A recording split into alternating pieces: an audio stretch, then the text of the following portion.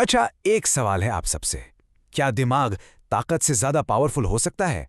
आज हम मीको बंदर और क्रॉक मगरमच्छ के एक ऐसी ही क्लासिक कहानी में उतरने वाले हैं जो हमें ठीक यही सिखाती है। तो चलिए कहानी की दुनिया में चलते हैं। जरा सोचिए, एक बहुत ही घना हरा भरा जंगल है।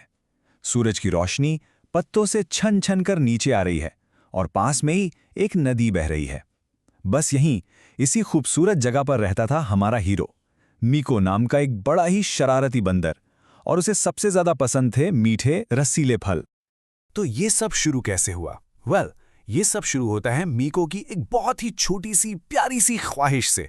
एक ऐसी ख्वाहिश जो उसे एक ऐसे खतरे की तरफ ले जाती है जिसके बारे में उसने सोचा भी नहीं था। तो ये हैं हमारे दो मेन कैरेक्टर्स, और ये एक दूसरे से बिल्कुल ही अलग हैं। एक तरफ है हमारा फुर्तीला और चालाक मीको, जो पेड़ों पर उछल कूद करता है और मीठे आमों के सपने देखता है। और दूसरी तरफ है चालाक और ताकतवर क्रोक, जो नदी के गहरे पानी में छिपा रहता है और खैर उसे बंदर का मांस बहुत पसंद है। आप समझ ही गए होंगे कि ये कहानी किस तरफ जा रही है ना? तो होता यूं है कि एक दिन मीको की नज़र नदी के बीचों बीच एक छोटे से द्वीप पर पड़ती है और वहां थे दुनिया के सबसे रसीले सुनहरे आम। प्रॉब्लम बस एक थी, मीको वहां तक पहुंचता कैसे? तभी उसकी नज़र पानी में तैर रहे क्रोक पर पड़ी। मीको ने झट से एक डील ऑफर की। उसने कहा, देखो क्रोक, अगर तुम मुझे अपनी पीठ पर बिठाकर उस द्वीप तक ले चलो तो मैं तुम्हारे साथ ये मजेदार आम शेयर करूंगा। बेचारे मीको को क्या पता था कि क्रोक के दिमाग में फलों से भी ज्यादा टेस्टी कुछ और ही चल रहा था। और बस यहीं से कहानी एक गहरा मोड़ लेती है। दोस्ती का जो मुखौटा था वो उतरने वाला था और क्रॉक का असली डरावना इरादा सामने आने वाला था। जैसे ही वो शांत पानी में आगे बढ़ने लगे, क्रॉक ने अपना राज खोल दिया। बात असल में आमों की थी ही नहीं, उसकी पत्नी बीमार थी और किसी पुरानी कहानी के मुताबिक सिर्फ एक बंदर का दिल ही उसकी दवा थी। और फिर क्रोक ने वो शब्द कहे जिसने मीको की दुनिया ही हिला दी। उसने कहा, वापस आते हुए मैं तुम्हारा दिल खा जाऊंगा। मेरी पत्नी कहती है कि यही सबसे अच्छी दवा है। जरा सोचिए उस एक पल में मीको को कैसा महसूस हुआ होगा। अब आता है कहानी का वो हिस्सा जहां चीजें वाकई में दिलचस्प हो जाती हैं। मीको बुरी तरह फंस चुका है। वो अब क्या करेगा? ये है दिमाग और ताकत की असली जंग। मीको का दिल तो जोर जोर से धड़क रहा था, पर डर के उस माहौल में भी उसका दिमाग उससे भी तेज चल रहा था। वो जानता था कि वो क्रोक से लड़ तो नहीं सकता, लेकिन शायद वो उसे बातों में फंसा सकता था। और यहां आता है मीको का शानदार प्लान।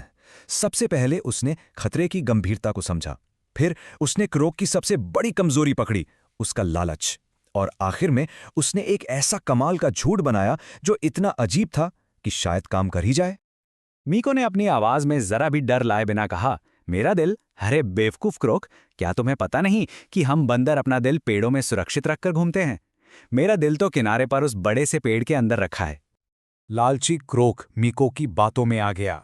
वो उस दिल को पाने के लिए फौरन किनारे की तरफ वापस मुड़ा, और जैसे ही वो किनारे पे पहुंचा, मीको ने एक लंबी छलांग लगाई, उसकी पीठ से कूदा और सीधा पेड़ की सबसे ऊंची डाली पर पहुंच गया और वहां से जोर जोर से हंसने लगा।